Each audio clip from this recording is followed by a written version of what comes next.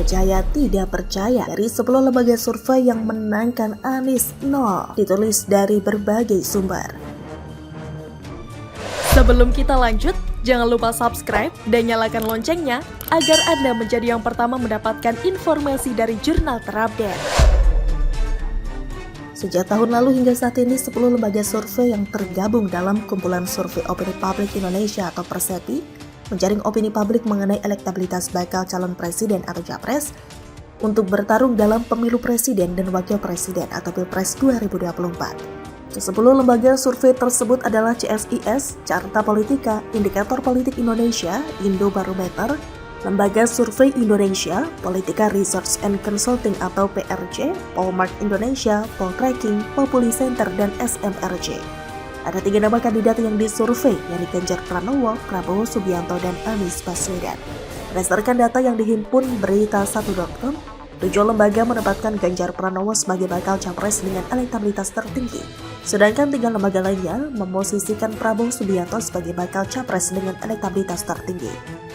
Nama Anies Baswedan konsisten berada pada urutan ketiga berdasarkan hasil survei 9 lembaga dan hanya 1 lembaga survei yakni CSIS yang menempatkan mantan Gubernur DKI Jakarta itu pada peringkat kedua. Selain itu, baru-baru ini lembaga survei Carta Politika Indonesia merilis hasil survei terkait elektabilitas bakal calon presiden pada Pilpres 2024. Hasilnya Ganjar Pranowo menjadi jawara mengungguli Prabowo Subianto dan Anies Baswedan dalam simulasi 3 nama. Ganjar dipilih oleh 36,6% responden, Prabowo 33,2% dan Anies 23%. Sebanyak 7,2% responden menyatakan tidak tahu atau tidak jawab. Ujar peneliti Carta Politika Indonesia, Arda Rana Direksa, dalam rilis resmi hasil survei Kamis 4 Mei 2023. Arda menjelaskan tren elektabilitas Ganjar juga meningkat dibandingkan pada periode 4-7 April lalu yang memperoleh 31,4%. Salah satu faktor penting peningkatan elektabilitas Gubernur Jateng 2 periode itu adalah pengumuman Ganjar sebagai calon presiden oleh PDI Perjuangan pada 21 April lalu. Lebih lanjut, Arda menyampaikan bahwa Prabowo Subianto juga mengalami peningkatan elektabilitas pada survei periode 4-7 April dan cukup stabil pada periode 27-37 April. Sedangkan elektabilitas Anies Baswedan ada kecenderungan menurun pada 2 kali survei telepon yang kami lakukan, ujarnya. Berikut hasil survei bakal capres yang dilakukan 10 lembaga anggota Persepsi. Ganjar Pranowo teratas. 1. CSIS. Survei pada 8-13 Agustus 2022 terhadap 1.200 responden. Ganjar Pranowo 33,3%, Anies Baswedan 27,5%, Prabowo Subianto 25,7%. 2. Carta Politika. Survei pada 27-30 April 2023 terhadap 1.200 responden. Ganjar Pranowo 36,6%, Prabowo Subianto 33,2%, Anies Baswedan 23%. 3. Indikator Politik Indonesia. Survei pada 11-17 April 2023 terhadap 1.220 responden. Ganjar Pranowo 34%, Prabowo Subianto 31,7%, Anies Baswedan 25,2%. 4. Indobarometer. Survei pada 12-24 Februari 2023 terhadap 1.190 responden. Ganjar Pranowo 30,3%, Prabowo Subianto 28,4% dan Anies Baswedan 25,3%. 5. Polmark Indonesia. Survei pada 23 Januari sampai 17 Maret 2023. Ganjar Pranowo 22,8%, Prabowo Subianto 17,4%, Anies Baswedan 13,9%. 6. Populi Center. Survei pada 25 Januari sampai 3 Februari 2023 terhadap 1.200 responden. Ganjar Pranowo 19,8%, Prabowo Subianto 17,1% dan Anies Baswedan 10,8%. 7. SMRC. Survei pada 25 sampai 28 April 2023 terhadap 1.021 responden. Ganjar Pranowo 30,4%, Prabowo Subianto 29,5% dan Anies Baswedan 19,8%. Prabowo Subianto teratas. 1. Lembaga Survei Indonesia.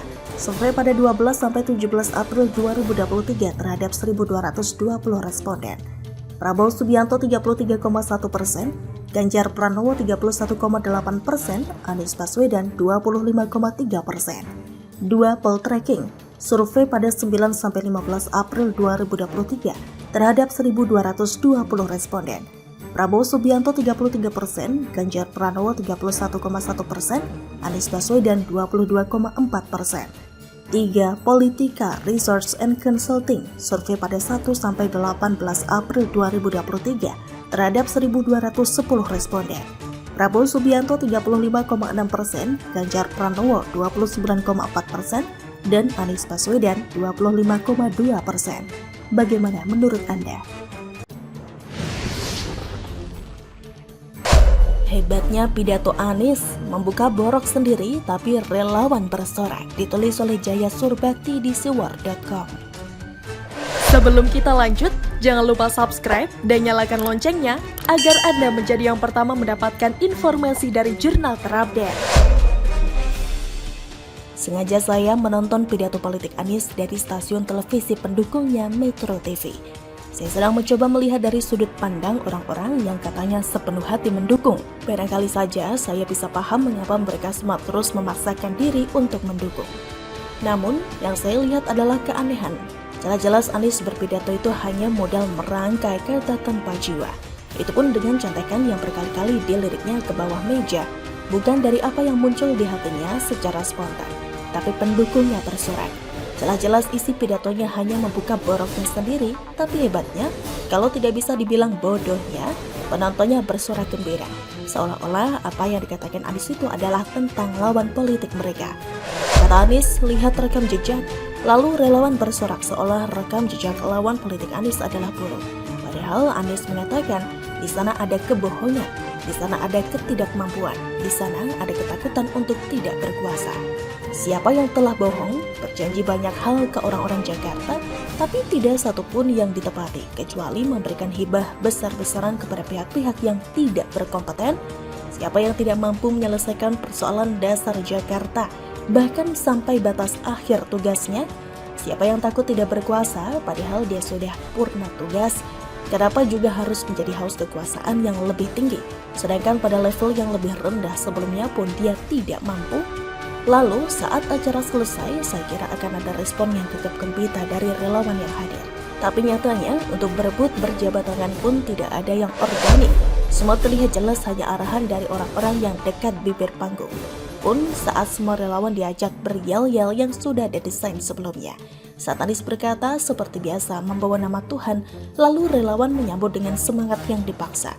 Tidak ada jiwa di sana, bersorak dengan wajah yang datar saja. Tapi kekonyolan tidak berhenti di sini. Pembawa acara dari studio TV dan narasumbernya pun terlihat sekali tidak mendapatkan status semangat yang berarti.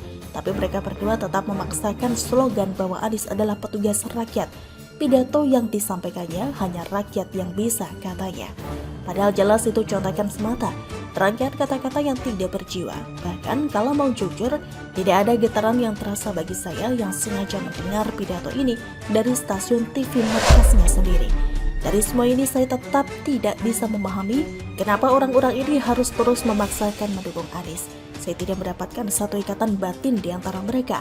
Tidak juga satu bentuk kebanggaan, tidak terasa satu bentuk antusias, kecuali mungkin ada kepentingan tersembunyi di sana. Namun di luar itu semua, ada satu hal yang cukup menghibur, adalah saat AHY memaksakan diri untuk selalu mengiringi Anies sejak awal dan saat usai berpidato, dan saat mencari orang-orang yang mau diajak bersalaman. AHY masih saja dengan semangat juangnya menampilkan diri seperti seorang wakil bagi Anies, berjalan di belakangnya dan juga menyalami orang-orang yang disalaminya. Satu hal ini mungkin memang perlu diakui, hebatnya pidato Anies, AHY pun seperti sudah merasa berada di panggung capres yang sesungguhnya. Bagaimana menurut Anda?